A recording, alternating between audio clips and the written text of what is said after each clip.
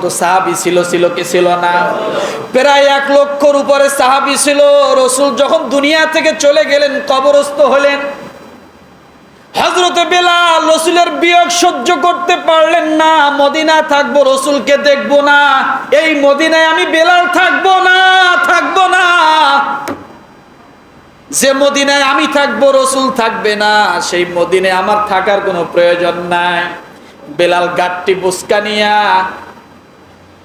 চলে গেলেন শাম দেশে, অন্য জায়গায় চলে গেলেন। যাওয়ার পরে 1 মাস 2 মাস চলে যায়, বেলাল আর মদিনায় আসে না। অথচ সেই সময় প্রায় লক্ষাধিক সাহাবী। আল্লাহর নবী একদিন স্বপ্নে বেলালকে ডাক দিয়ে বলে, রে বেলাল, ওই যে আমাকে রেখে চলে গেলাম, আমি নবীকে কি তোমার একটাবার দেখতে মন চায় না? তুমি একটু আমার রওজার কাছে আসো, আমার রওজাটা তুমি একটু দেখে যাও, আমিও নবী তোমাকে একটু দেখে নেই। 1 লক্ষর উপরে সাহাবী। আল্লাহর নবী কাউকে স্বপ্নে মদিনায় ডাকে নাই, একমাত্র বেলালকে নবীজি ডাক দিয়ে বলে, বেলাল রে, আর কতদিন আমাকে ছেড়ে দূরে থাকবে? একটাবার তুমি মদিনায় আসো, আমি রাসূলের কাছে একটাবার আসো, আমার রওজাটা অন্তত দেখে যাও। কি ভালোবাসা, কি মহাব্বত ছিল। ও মুসলমান, কেন এমন হলো? কি করে হলো? আল্লাহ বলেছেন, ইন্না আকরামাকুম ইনদাল্লাহি আতকাকুম। বেলাল ছিল মুত্তাকি। কি ছিল বলেন? আরো জোরে বলেন। বেলাল ছিল মুত্তাকি, যার কারণে আমার আল্লাহ বেলালের সম্মান এত বাড়ায়া দিয়েছেন। আমরা কি মুত্তাকি হতে চাই? জোরে বলেন, মুত্তাকি হতে চাই। এই যে প্রায় 40টা গুণ দিলাম, এই 40টা গুণ আপনারা একটু স্মরণ করার চেষ্টা করবেন। আপনি যদি মুত্তাকি হন, আল্লাহ বলেন দুনিয়াও তার সম্মান, আখিরাতেও তার সম্মান। আখিরাতে কেমন করে সম্মান হবে? অন্য জান্নাতীরা বিচারের পরে জান্নাতের ফয়সালা যারা হবে, জান্নাতের দিকে রওনা করবে। কিন্তু আল্লাহ বলে যারা মুত্তাকি হবে তাদেরকে রওনা দিতে হবে না, আমি আল্লাহ জান্নাতটা তাদের সামনে নিয়ে আসব।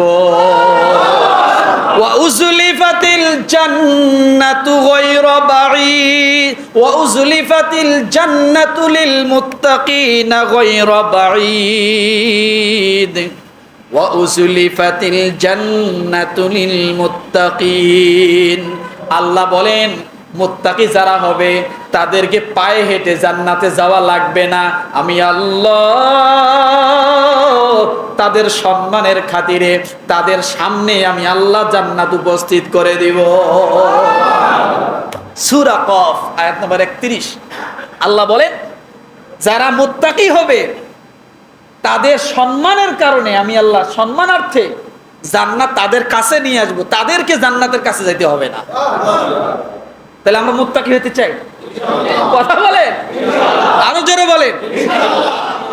আল্লাহু আকবার। মুত্তাকি হইতে বড়লোক হওয়া লাগে না, টাকাওয়ালা হওয়া লাগে না, পয়সাওয়ালা হওয়া লাগে না, বেশি সম্পদ হওয়া লাগে না।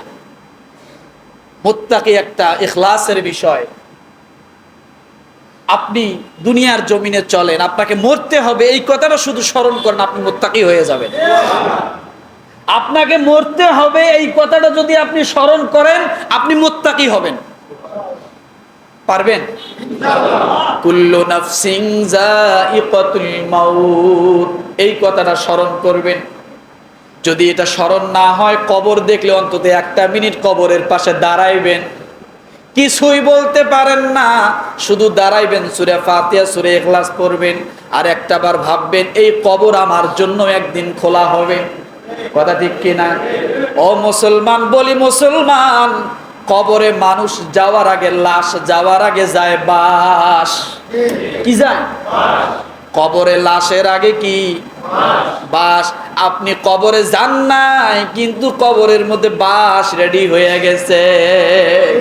এই হলো দুনিয়া। তাহলে বোঝা গেল মুত্তাকি হওয়া দরকার আছে না নাই?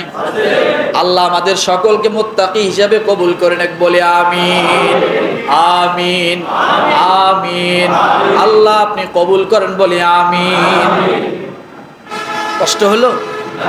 কষ্ট হলো?